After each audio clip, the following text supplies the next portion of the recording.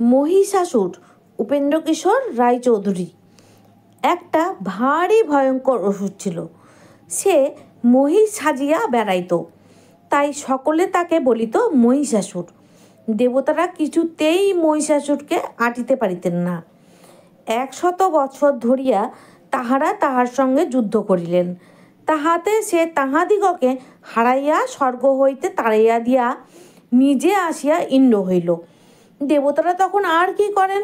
তাহারা ব্রহ্মাকে সঙ্গে করিয়া মহাদেব আর বিষ্ণুর নিকটে গিয়া উপস্থিত হইলেন। বলিলেন, হে প্রভু, মহিষাসুর তো আমাদের বড়ই দুর্দশা করিয়াছে, আমাদিগকে যুদ্ধে হারাইয়া স্বর্গ হইতে তাড়াইয়া দিয়াছে। এখন আপনারা যদি আমাদিগকে রক্ষা না করেন তবে আমাদের উপায় কি হইবে? অসুরদের অত্যাচারের কথা শুনিয়া শিব এবং বিষ্ণুর বড়ই রাগ হইল। সেই রাগে তাহাদের আর সকল দেবতাদের শরীর হইতে এমন একটা তেজ বাহির হইল যে সে বড়ই আশ্চর্য। মনে হইল যেন একটা আগুনের পর্বত আকাশ পাতাল ছাইয়া সকলের সামনে আসিয়া উপস্থিত হইয়াছে। দেখিতে দেখিতে সেই তেজ জমাট বাঁধিয়া একটি দেবীর মতো হইল। তাহাকে দেখিয়া দেবতাদিগের আনন্দের আর সীমা রহিল না। তাহারা সকলে মিলিয়া কেহ অস্ত্র, কেহ বস্ত্র, কেহ বর্ম, কেহ অলঙ্কার আনিয়া তাহাকে দিতে লাগিলেন। হিমালয় বিশাল একটি সিংহ আনিয়া তাহার বাহন করিয়া দিলেন। দেবীর 1000খানি হাতে 10 দিক ছাইয়া গিয়াছে।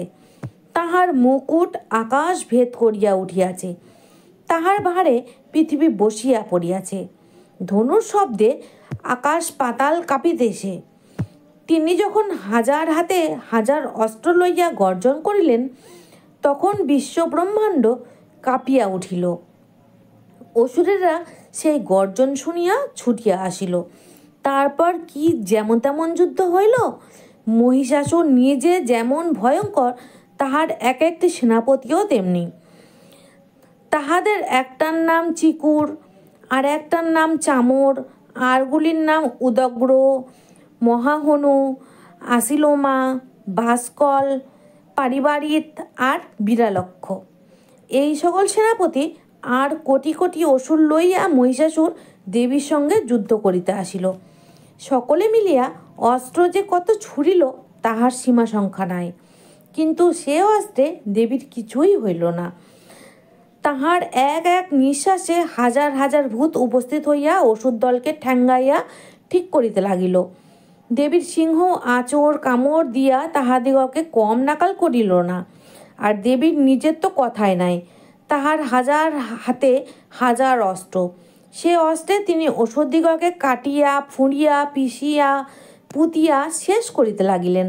সেনাপতিগুলিও কোনোটা দেবীর অস্ত্রের ঘায়ে, কোনোটা তাহার কামড়ে আর চাপড়ে, কোনোটা বা সিংহের কামড়ে মারা গেল। তখন আর মহিষাসুর চুপ করিয়া থাকিতে পারিল না। সে শিং নাড়িয়া লেজ ঘুরাইয়া গর্জন করিতে করিতে দেবীর ভূতগুলিকে এমনই তারা করিল যে তাহারা পালাইতে পারিলেই বাঁচিত, কিন্তু বাঁচিতে পারিলে তো পালাইবে। দেখিতে দেখিতে সে ভূতের দলকে শেষ করিয়া দেবীর সিংহের পানে ছুটিয়াছে। তাহার লেজের তারায় সাগর লণ্ডভণ্ড, সিংহের নাড়ায় মেঘ সব খণ্ড খণ্ড হইতেছে, নিঃশ্বাসের চোটে পাহাড় পর্বত উড়িয়া যাইতেছে। এমন সময় দেবীর পাশে অস্ত্র আসিয়া তাহাকে এমনই বাঁধন বাঁধিল যে আর তাহার নড়িবার শক্তি নাই।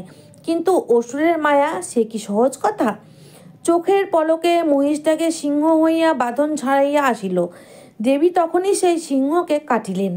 অমনি দেখা গেল যে আর সিংহ নাই, তাহার জায়গায় খড়গ হাতে একটি মানুষ খেপিয়া আসিতেছে। মানুষ কাটা যাইতে না যাইতে কোথা হইতে এক হাতি আসিয়া দেবীর সিংহকে সুর দিয়া জড়াইয়া বসিয়াছে। দেবী খড়গ দিয়া হাতির সুর কাটিলেন, অমনি হাতি আবার মহিষ হইয়া গেল। সেটা আবার সিং দিয়া দেবীকে পর্বত ছুড়িয়া মারে। দেবী এক লাফে সেই মহিষের ঘাড়ে চড়িয়া তাহাকে এমনই শুলের ঘা মারিলেন যে তখন অসুর মহাশয়কে সেই মহিষের ভিতর হইতে বাহির হইতেই হইল। কিন্তু তখনও তাহার তেজ কমে নাই। সে আধা আধি বাহির হইয়া যুদ্ধ আরম্ভ করিয়াছে। যাহা হোক, যুদ্ধ আর তাহার বেশিক্ষণ করিতে হইল না, কেননা দেবী সেই মুহূর্তেই খড়গ দিয়া তাহার মাথা কাটিয়া ফেলিলেন। তখন তো দেবতাগণের খুব আনন্দ হইবেই। তাহারা দেবীকে প্রণাম করিয়া তাহার অনেক স্তব স্তুতি করিলেন। দেবী তাহাতে তুষ্ট হইয়া বলিলেন, তোমরা কি বর চাও? দেবগণ বলিলেন, আবার কি বর চাহিব? মহিষাসুর মরিয়াছে, তাহাতেই আমাদের ঢের হইয়াছে। এখন শুধু এইটুকু বলো যে আমাদের আবার যদি বিপদ হয় তখন ডাকিলে আসিবে? দেবী বলিলেন, আচ্ছা, আমি আসিব। এই বলিয়া তিনি আকাশে মিলিয়া গেলেন। অসুর যতক্ষণ আছে ততক্ষণ দেবতাদিগের বিপদে হওয়ার আর ভাবনা কি? কাজেই বুঝিতেই পারো যে দেবীকে শীঘ্রই আবার তাহাদেরকে ডাকে আসিতে হইয়াছিল।